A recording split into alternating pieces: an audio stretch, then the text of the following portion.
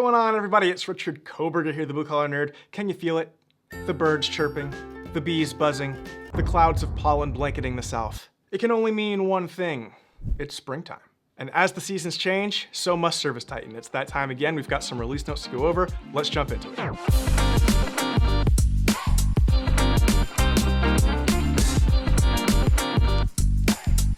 Alright, so a lot to talk about right here at the start of the release notes. So we're kicking off with some accounting related changes. You may have heard me talk about Accounting Reimagined in the past. That's an initiative that is exactly what it sounds like, reimagining the way that accounting works with ServiceTitan in order to make it more streamlined, less painful. So all of our accounting notes here are related to that initiative. But this one's a little weird. So all of these accounting related notes that I'm about to go over with you, they're all in the ST69 release notes. However, you might not necessarily get these features at the same time as you get the rest of the release. These features are being rolled out slowly over the next few months, and they're being rolled out independently from the rest of the release. So if you get the release and you don't see these changes in your account, nothing's wrong, that's normal. I'll also say that I'm only going to give you a high-level understanding of these changes here in this video. However, I will be making a separate, fully accounting-focused video to really dive into these changes down the road. Also, a couple of these notes are marked as y'all items, but I'm just gonna bust out the big hat. I'm gonna use the big hat for this one, if that's okay with everybody. I'm just gonna call this whole accounting section one big y'all, because really all of the asks that I see for accounting related stuff, sometimes they're for these granular little things, but really the spirit of all of them is just, let's just please make this easier. And that is the goal with all of these changes. I will be occasionally bumping into the mic with my hat. Unavoidable, sorry. Okay, so first of all, once these changes hit your account, ServiceTitan will be able to generate journal entries. When you go to the accounting screen, there will be a new section called Journal Entries, and you will be able to export those journal entries. That's beneficial, one, because now accounting nerds can export and do all kinds of fancy pivot table stuff, whatever they want to do with it over in Excel. But it also means that ServiceTitan will now be able to integrate with essentially any accounting platform, because journal entries are kind of this universal language, and if we can export them, almost all other softwares have a way to import journal entries. So if you wanted to use a software other than QuickBooks or Intacct, you could technically do that now. You would just export your journal entries out of ServiceTitan and then import them into whatever software you want. However, if you are using QuickBooks Online or Intacct, then you'll be able to automatically export your journal entries into those softwares using the new touchless integration.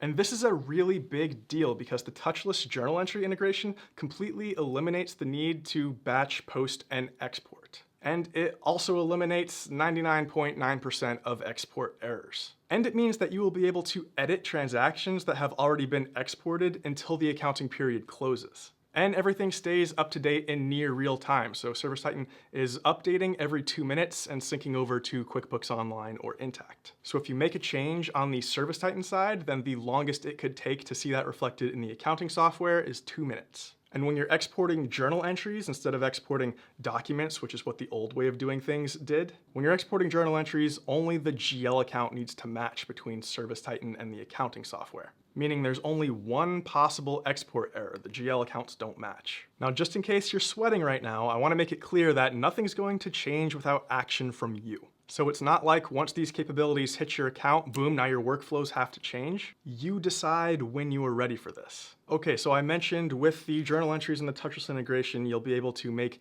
edits to exported transactions until the accounting period closes, which brings me to the next note, which is those accounting periods. So you'll be able to define on the ServiceTitan side when transactions can be created, edited, or deleted. And if an accounting period closes, but you still need to make changes for whatever reason, admins will have the ability to reopen closed accounting periods. Okay, and finally with these accounting changes, we have the accounting audit trail. Now this one in particular, this one's actually already in your account. So this was kind of quietly released and now we're documenting it here in the ST69 release notes. So if you go to the accounting screen, you'll see a tab that says audit trail there at the bottom. And this is where you can go to review and verify any changes that occur when a record's created, modified, or deleted in ServiceTitan. This will be especially handy when you're using the touchless integration when things are able to be modified even if they're exported until the accounting period closes. And finally, I don't always cover early access stuff in these release notes videos because it's early access, so it's not out yet. However, there is one thing in the early access section of these notes that I think fits in pretty well here, which is the ability to send invoices to customers through SMS. So that's currently in early access, meaning you have to request access to it. However, we are aiming to have it out to everybody by the 69.3 release, so there's now these major and minor releases, right? So it's worth noting that that is coming, and I'll talk more about it in that separate accounting video that I mentioned earlier. Howdy, y'all.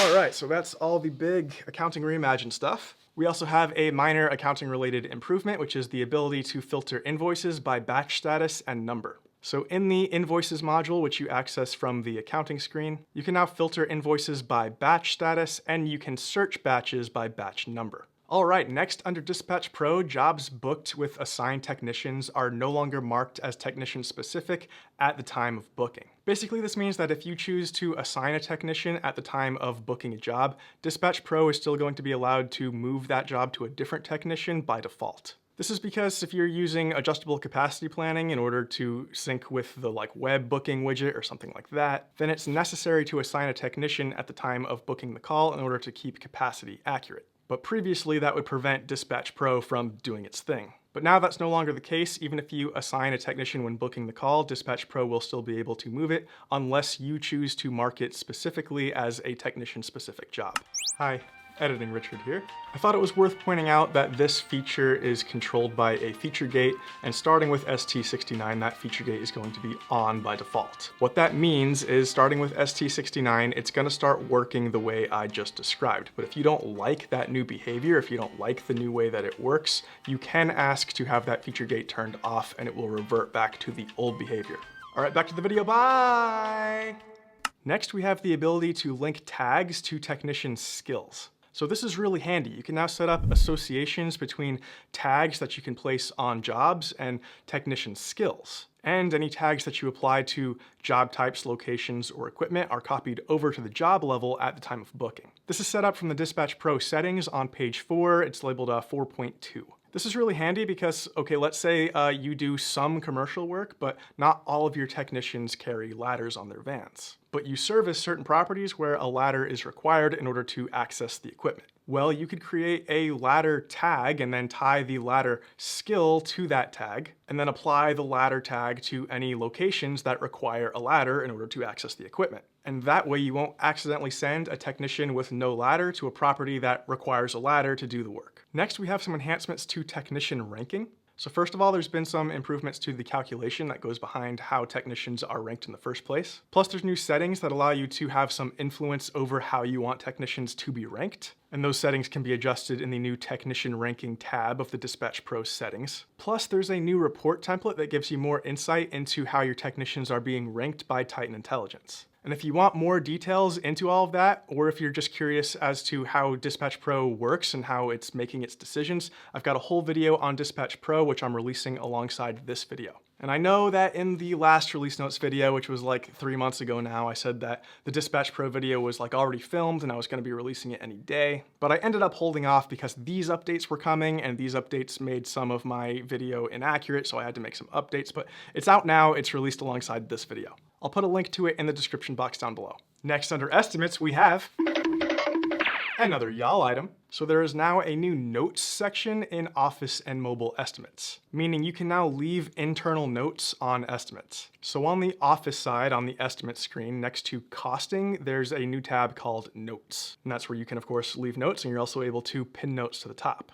And in mobile, on the estimate page, there will be a new section called Notes, and tapping that will open any notes associated to that estimate. And techs from the mobile side can add their own notes as well from that Add Note button. Howdy, y'all. Next, we have the ability to view and edit business units on unsold estimates. So you can now view and edit the business unit field when editing an unsold estimate. This helps to make sure that your estimates accurately reflect the business unit actually doing the work. Next, estimate resend events now show up in the opportunity and job history logs. So somewhat recently, we gained the ability to automatically have ServiceTitan resend estimates to customers if they haven't accepted or opened the estimate in X number of days. And now when ServiceTitan does automatically resend those estimates, you'll be able to see where that happened under the opportunity and job history logs, or audit trails. Next, another y'all item. The task button has been renamed to services in estimates. So this is essentially addressing a naming inconsistency that existed within the product, because in the price book, there's these things that we refer to as services. But in certain places throughout the product, such as the estimate screen on the office side, services were referred to as tasks. And that caused some unnecessary confusion, but now that's no longer the case. Services are now called services no matter where you look. That's both internal and customer facing. Howdy, y'all. All right, next under FinTech. FinTech stands for financial technology, in case you didn't know. We have enhanced payment statuses. So before, when somebody took a payment, it took a while, up to several minutes, for the payment status to update, meaning it took a while to know if the payment went through or not. But now the payment status updates almost instantly, so you know right away whether or not that payment went through. Next under Forms and Media, another y'all item. Oh yeah, I forgot this was in here. I might cry. This one, I've been asking for this one forever. We have the ability to add tags using conditional logic in forms. So you can now add tags to the job, the customer, the location, or the equipment records when specific responses are entered in forms. This is hugely useful, and let me give you some examples to demonstrate why. I know for a fact that a bunch of you HVAC people out there have a question on your maintenance or tune-up form that asks what the customer's filter size is. And when a technician fills that out, what does it do? Kind of nothing. It just stays on that form. So the next technician that goes out still doesn't know what kind of filter they need to bring inside with them. They still have to go inside and check and then come back out and get the filter and go back in. But now you'll be able to say, okay, when a technician enters 16 by 25 by 1 as the filter size, add the 16 by 25 by 1 filter tag. And then the next technician that goes out can see the tag and know ahead of time what filter they need to bring inside with them, eliminating a trip back out to the van. So now a field that was previously kind of just there for fun, like it wasn't really helping anybody, now it does something. I guess something other than inform the customer what their filter size is if they didn't know. Another use case might be for happy calls. So you can have a happy call form that somebody in the office fills out. And then you can have a question on that form that says, like, do we need to have a manager call back? And if it's no, then you can just add like a happy call completed tag that just says, hey, the happy call's done, everything's good. But if the answer is yes, we do need to have a manager call back, then you can have a different tag with a big red X, and you can have an alert tied to that tag that goes to the manager to let them know, hey, something's wrong here. We've got a customer that's maybe upset and we need to reach out to them. That's just a couple of examples, but this, in my opinion, super, super valuable. I think I have footage from like before I worked here asking for this.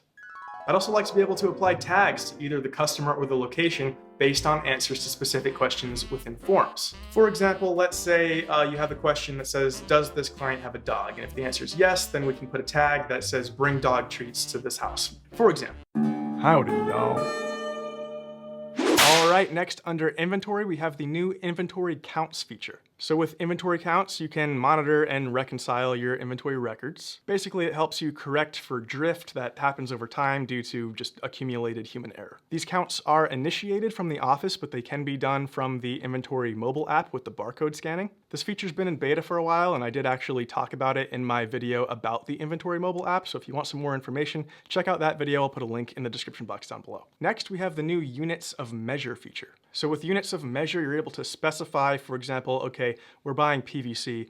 When we buy one PVC stick, what does that mean? Well, we buy it in 20-foot sticks, for example. So you can specify one unit of measure is one 20-foot stick. So these units of measure are set up from the individual material page. So you'll go into the material and into inventory settings, and then you should see this card for unit of measure. Click into that, and then you can hit add unit in the upper right hand corner to add a new unit of measure. And you'll put in a unit description, quantity, and base unit. So for our 20-foot PVC stick example, our base unit is foot, and then we'll put in 20 because we buy it by the 20-foot stick, and our description will be 20-foot stick. Then if you toggle on used for purchasing, you'll have options to select the primary vendor that you purchased this item from, and a checkbox to choose to use this unit of measure as the default for that vendor. Now I want to point out that your inventory still counts by the default measure. What I mean by that is, okay, let's say we moved one 20-foot stick of PVC out of our inventory. Your inventory is going to decrease by 20 feet. So it's still counting by feet, but we moved one 20-foot stick, so it reduces by 20.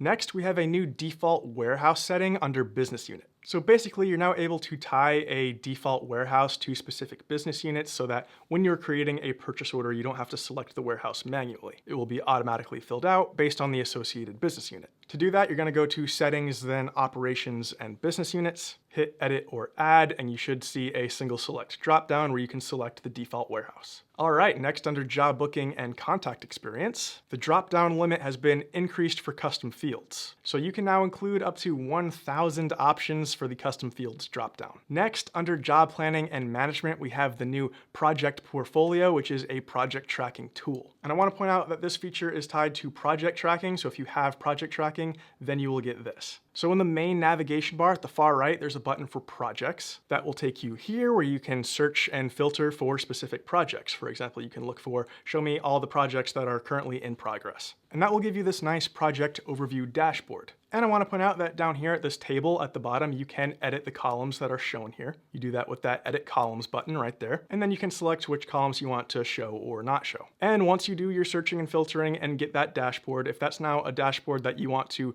look at all the time, well, then you're able to save that as a default view. So for example, we're currently looking at projects that are in progress. So if I want to look at this all the time, then instead of having to set those filters every single time, I can just click up there where it says default view and then save as, enter in a name for this view, click save, and that will save it so it's in that dropdown and you can select it quickly. But if this is the one that you want to open by default whenever you navigate to this page, then you can click that little blue bookmarks icon and that makes it the default. As soon as you click onto the page, that's what's going to open. Next, we have a new business unit toggle for projects. So you can now choose whether transactions are required to match a project's business unit or not using the new toggle on the project setup tab. Then we've got the new bid status for projects. So you can use the new bid status to track open bids and unsold estimates for projects. Next, project type categories have been added to projects. So if you go into Settings, Operations, and Project Types, you'll see some default project types, and you can also create your own custom ones. And you'll be able to assign this project type to specific projects. And when you create or edit a project type, you're able to choose which sections will show or not show for projects of that type. For example, let's say that for our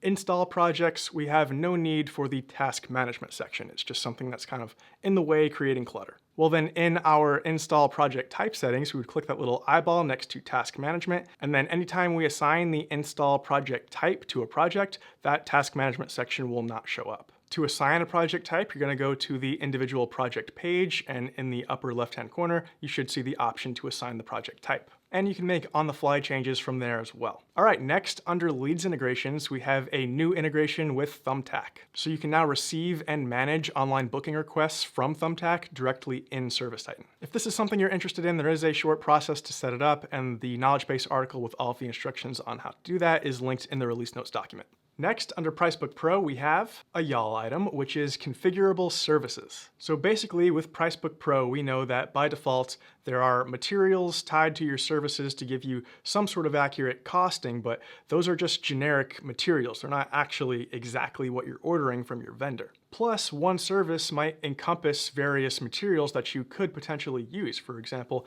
maybe you have a task that's capacitor up to 20 microfarad. Okay, well, it's up to that size, 20 microfarad, but it could be different sizes. So Configurable Services solves that problem. So let me demonstrate how this works. So I'm in the price book here on the office side, and I'm under materials, and I'm looking at this specific material, a chrome 2-handle kitchen faucet. So I am going to view and edit, and then I have this checkbox here to mark this as a configurable material. So what this means is, okay, this material that I'm on, this 2-handle chrome kitchen faucet, it's just a generic material. It's not the exact thing that I might use on a particular job. So if I have this material marked as a configurable material, then anytime I have an estimate where I'm adding a service that this material is tied to, it's going to pop up with options that says, okay, this is a configurable material that's tied to this, so which sink faucet are you actually using? Choose the correct faucet. So let me show you what that looks like. Let's hit save on this, And then let's go and build an estimate, and I'm gonna add this service, which I know has that configurable material tied to it. And when I add that service, I'm gonna get this flyout asking me which material I want to use. So there's a quick add function here that's showing me some 2-handle chrome faucets, and I didn't have to do anything to tell it which ones to pull there. That's done with Titan Intelligence. But if I'm looking for one that isn't showing up there in the quick add, I can just click over into Find More Items, and from there I can search for any material that I want. Alternatively, I can click this button to skip this and just use the generic material. All right, next under improvements, we have a new feature that is specific to commercial customers who are using customer-specific pricing. So you can now enable 2 new savings comparisons to display on your invoices. Show my customer savings and show new customers' potential savings. So to set this up, you're going to go into the specific CSP rule, and then under advanced settings, you have the option to show customer savings. When you toggle that on, you'll have the choice to pick a specific rate sheet that you're comparing this customer's price to. So let's say we're editing the rule for our maintenance agreement rate sheet, then you would want to compare that to the non-maintenance agreement rate sheet. And from this page right under that, you also have the option to show new customer potential savings. Now, an important note here is this only works if you're using the new document template engine for your invoices. That's a recent feature. I talked about it in the last release notes video, so if you're not familiar, then go back and check that out. But you have to be using the document template engine because there are certain merge tags that you need to put in to show these savings. So after you set up the rule, you'll go into your document template for your invoice and you'll add the merge tags in so that these potential savings will show up where you want them to. Ooh, I forgot to take the y'all hat off. That last thing, the savings comparisons thing, wasn't a y'all, just so we're clear. Sometimes a guy just wants to wear a hat. Can I wear a hat? Can I wear a hat? Can a guy wear a hat anymore? Okay, but this next thing is a y'all. Now I'm wearing the hat with purpose. We have a new setting to enable rounding in dynamic pricing. So in dynamic pricing, if you go and edit a rule, on the last page where you're able to set up the modifiers, you'll have a new option for rounding. So you can choose to have it round up or down, and you can round to the nearest dollar, nearest $10, or nearest $100. Now, in order to apply this, you'll have to check off this checkbox saying that you understand that this rounding modifier will be applied after the member pricing, and that may result in the final discount that deviates slightly from the original set percentage discount. Basically, this is saying that when it's calculating, it's going to give the member their membership discount. Let's say you have it at 15%, but then after that, it's going to apply the rounding. So if your discount is, say, 15%, okay, it's going to apply that, and let's say that comes out to $119.10. Well, if you're setting us to round up to the nearest dollar, then it's going to be $120, but that's not exactly 15% anymore. It's slightly deviated. Howdy, y'all. Next, visit templates are now available for commercial service agreements. And basically, this allows you to templatize certain information related to visits so that you don't have to set it up individually every time you're setting up a new service agreement. For example, we can have a spring visit template and a fall visit template. And within that template, we can set up things like a default visit window, a default job type, default cost estimations for labor and material costs, as well as default equipment types that this visit is going to be applied to. To set these up, you're going to go into Settings, Service Agreement Templates, and you'll see a new tab called Visit Templates. And then once you have some of those set up, when you're creating a new service agreement, in step 4, which is that scope of work step, you'll have those visit templates available to you. By the way, I have a whole video that walks you through exactly how to set up service agreements, and I'll link to that in the description box down below. To be clear though, we're talking about commercial service agreements, not memberships. Okay, next under the improvement section, you can now set total agreement price directly. So before, price was calculated based on markups and surcharges that you set on your estimated labor and material costs. But now you can type in any price you want, or you can toggle on the define markup value and surcharge switch to calculate the price that way. You also have the option to manually enter pricing on service agreements that have already been set up by going to the kebab menu next to the service agreement price and selecting Edit Total Agreement Price. Then you can toggle the switch at the top to enter a manual price. And again, for all of those service agreement notes, I was wearing the y'all hat strictly for fashion purposes. Those were not y'all items. The rounding and dynamic pricing was the last y'all item. Just wearing a hat. Well, I can't wear a hat. Anyways, that's all I got for today. Be sure to hit like if you liked the video and found it valuable. Be sure to subscribe to ServiceTitan's YouTube channel if you haven't done that already. Hit that bell icon so that YouTube notifies you anytime we upload a new video. And leave me a comment down below. Let me know what you think about the release, the new features, these videos in general, or just tell me, do you get allergies in the spring? Let me know in the comments. Please remember that your engagement through likes, comments, and subscriber numbers are the ways in which my success is measured. Appreciate it. Peace.